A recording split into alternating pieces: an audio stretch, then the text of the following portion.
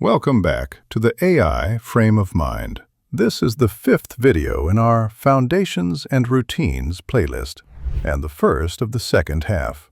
So far, we've built structure, we've softened into clarity, we've met our mornings and prepared our sleep. But now, we meet something sneakier, quieter, a resistance that doesn't roar. It whispers. It tells us, maybe later. This is procrastination, but not the version we shame ourselves over.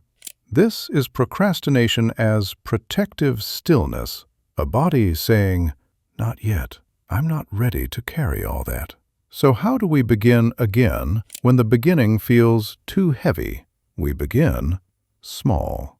Today, we learn to beat procrastination not with pressure, but with micro-tasks. There's a specific ache in knowing exactly what you need to do and still not doing it. The tab is open, the clothes are on the floor, the page is blank. And yet, you sit still, staring, not because you're lazy, not because you're broken, but because the thing before you feels bigger than your body, too much to hold, too much to start. And your nervous system says, freeze. Find something easier, safer, soothing.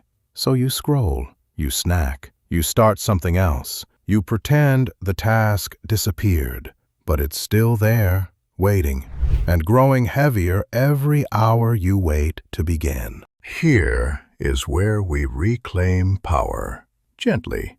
A microtask is a single fragment of the whole, not a fake version, not a shortcut, but a humble doorway into the thing you're avoiding. It's brushing one tooth, opening the app, typing one sentence badly, sorting one photo, wiping just the sink, not the whole kitchen. Microtasks don't promise completion. They promise momentum, because what matters isn't what gets done.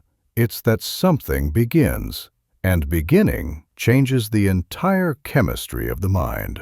In neuroscience, this is known as crossing the commitment threshold.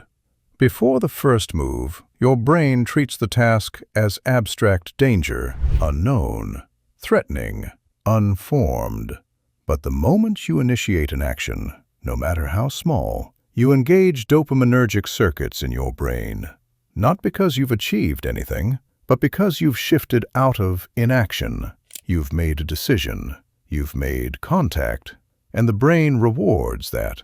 This is how microtasks defeat paralysis. They signal engagement. They tell the body, we are no longer stuck. And once that's true, the resistance melts like morning frost. Step 1. Name the resistance. Not all resistance is the same. You have to listen to it.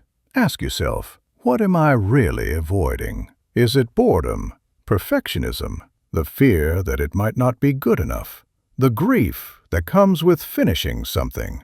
Name it. Let your resistance speak without shame or interruption, because once you can see it clearly, you can build around it. Step 2. Break the task. Now take the thing you're avoiding and break it down. Not once, but again and again until it feels laughably doable.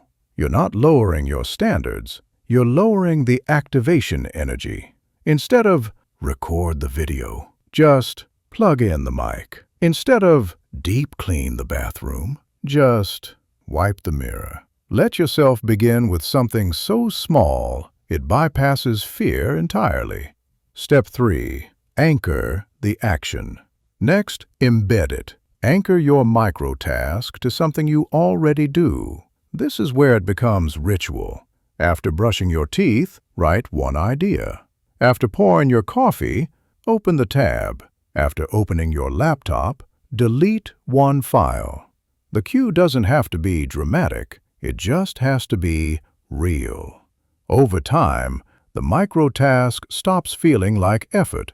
It becomes a reflex of intention. And here's the quiet truth most systems don't tell you. You are allowed to stop after one small step. We've been taught that if you don't finish the project, run the full mile, or clear the entire inbox, you've failed. But what if showing up, even briefly, was the new success? What if the courage to begin, however small, was the real transformation? When you wash just one dish, you are not falling short of the kitchen. You're reminding yourself that motion is possible, that overwhelm is not permanent, that even in resistance, you can still reach forward. One sentence in a document, one sock folded, one breath taken at your desk with intention. It's not just a checkbox. It's a signal to your nervous system. We are no longer stuck. That signal matters because microtasks are not about hacking productivity. They are about reclaiming your agency in small, sacred ways. You're creating a rhythm, a pulse, a heartbeat of progress. And on the days when your body feels heavy, when your mind is fogged, when your emotions feel thick and tangled, even a 30-second step is a defiance of inertia. You are telling the day, I may not finish everything, but I can begin something. And in a life built on routine, creativity, and resilience, that matters more than we think. So now, I invite you to try this. Don't wait for motivation. Don't wait to feel perfect. Don't wait to feel ready. Just find something small, a task you've been avoiding. Not the whole of it, just a sliver, a whisper, a single glowing fragment, and shrink it. Shrink it until it feels like a kindness, until it fits in your breath, until it hums in your hand with no resistance.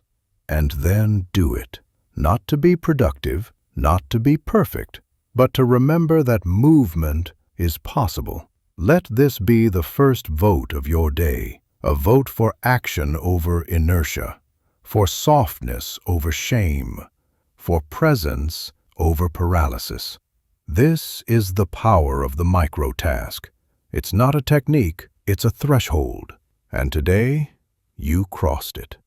If this helped shift your frame of mind, do not feel obligated to subscribe to our channel, but it would be very appreciated. We are entering the second half of the first thematic collection, and from here, the ground gets more alive. We're not just laying foundations anymore.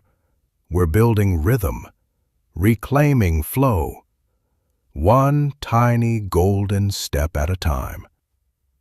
Drop into the comments and let me know, what's one microtask you will do today just for the sake of starting? One sentence, one spark, one future breath already set in motion.